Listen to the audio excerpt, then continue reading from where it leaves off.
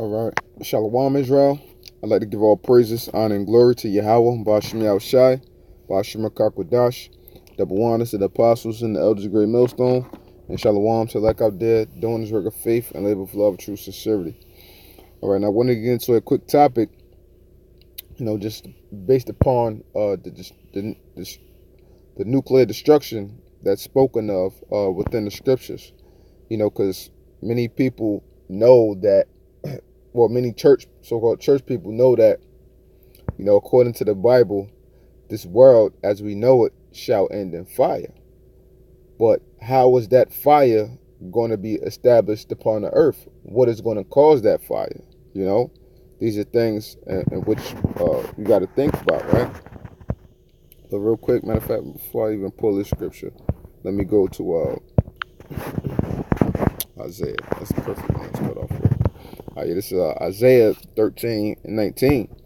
In Babylon, the glory of kingdoms, the beauty of the Chaldees' excellency shall be as when God overthrew Sodom and Gomorrah. So the Most High is comparing what happened to Sodom and Gomorrah to something happening in Babylon, right? But obviously, it's not talking about old Babylon. So what Babylon is it talking about? It's talking about America being the new Babylon, having everything and formulated within America's core that was based upon Babylonian ways, man.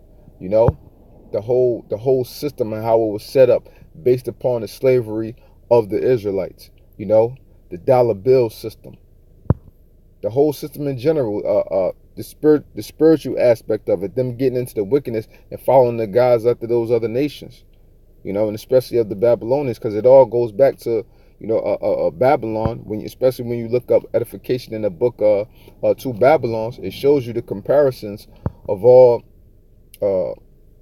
other nations and primarily Babylon towards modern day society, man. So the Mosai is comparing what he did to Sodom and Gomorrah to America. So America is the main place among other places upon the face of the earth that is going to see that fire, that is going to be destroyed by fire. Okay? So now let's go back to the original scripture I wanted to get. Alright, so this is Isaiah 54:16. It says, "Behold, I have created the smith that bloweth the coals and the fire, and that bringeth forth an instrument for his work, and I have created the waster to destroy." So the Mosai created what the smith that bloweth the coals and the fire. Well, that's the workman. And the modern day smith, because you don't have, you have gunsmiths and things like that, but it's much bigger than that. What the Mosai created as far as the instruments that destroy is the nuclear weapons, man. The nuclear arsenal, all of these missiles. That's the modern day smith, because it really takes time, accuracy, precision, and everything to get those high nuclear weapons down packed, man. Years and years upon study, end on end, man. That's what they have these scientists and things like that for. Back in the beginning stages when they first made guns and things like that, that took very keen precision. And they was doing everything within their power to perfect the weapons. Now they're doing this with the nuclear missiles, man. They're doing everything within their power to perfect this technology, to see who can make the missile that can strike the farthest, that can have the most nuclear warheads, that can do the most damage, or what else can we add to the missile, so on and so forth. They doing all these little nooks and crannies to perfect this technology, man. But the Mosai is allowing them to set themselves up with this nuclear capabilities so that he can bring destruction upon their own heads by themselves, man. That's the work of the Mosai. And so a lot of people, when they talk about this world being destroyed by fire, they don't understand which fire is going to be set upon the earth. And that fire is going to be done by the thermonuclear missiles, man. Primarily, and then secondarily, you're going to have the angels, the chariots, and Yahushua wrecking shop upon this place, man, bringing massive death and destruction as well, man. You know, so let's go to the book of Joel. Damn, I should have my water. Book of Joel 2:1. Blow ye the trumpet in Zion, and sound an alarm in my holy mountain. Let all the inhabitants of the land tremble, for the day of the Lord cometh, for it is nigh at hand. And we see the day of the Lord coming is nigh at hand from all the rumors of wars and things like that, man. You know, a day of darkness and of gloominess, a day of clouds and of thick darkness, as the morning spread upon the mountains. A great people. What? Because you know, in the morning, you have the morning dew that's spreading all over the mountain, spreading all over the land. So the Lord is comparing that to what it's going to be like when it's time hits, man. Because when you wake up in the morning, you know what I'm saying. If you happen to wake up during those times, it's gonna be bad out here, man. You know, the way that the earth and everything is going to be looking is just going to be gloomy. It's the sun is going to be out for what? Nuclear bombs and stuff is going off everywhere. The sun probably won't even get a chance to shine, man. That's how much stuff is going to be going off here, man. You know, a day of darkness and of gloominess, a day of clouds and of thick darkness, as the morning spread upon the mountains. A great people and a strong, there have not been ever the like, neither shall there be any more after it, even to the years of many generations. So when the Lord is referring to that people, what is that people that's going to be strong? That was like none ever before it, man, and shall be like none after it.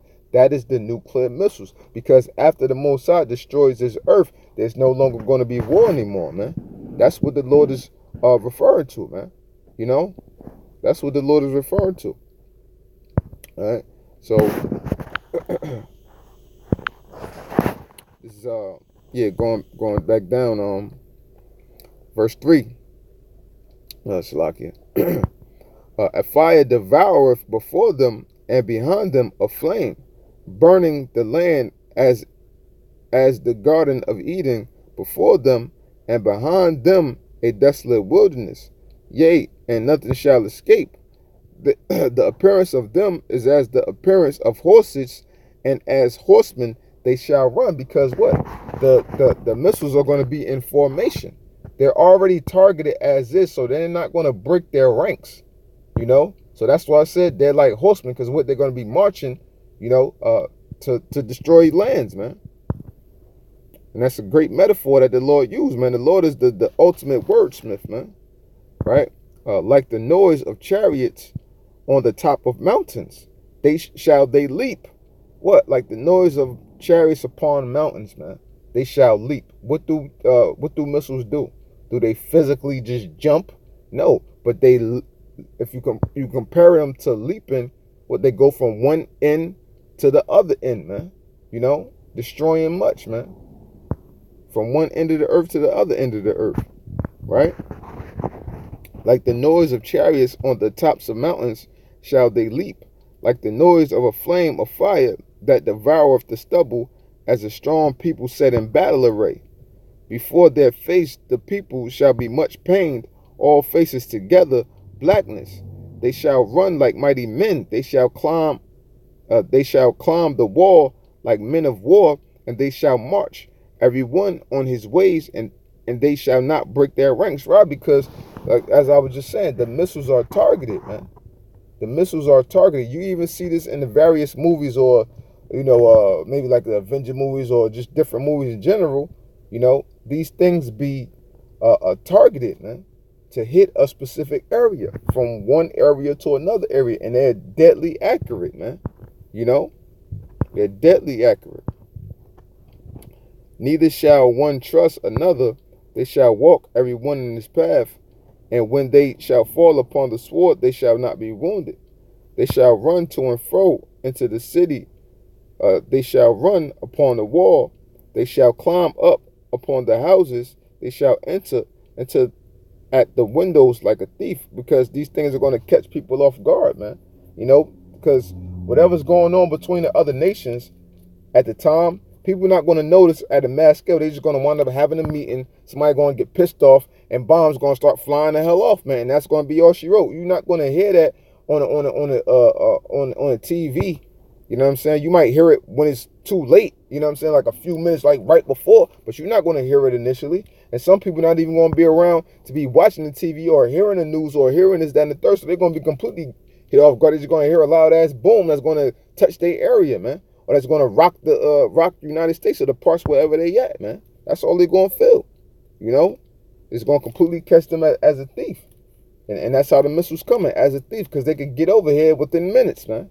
You know, the earth shall quake before them, the heavens shall tremble, the sun and the moon shall be dark, and the stars shall withdraw their shine. Right? And why is this? Because there's going to be so much smoke and everything going up in the air. You know, like as I was saying before, it's not going to be enough room for the sun to shine, man. That's how bad it's going to be out here.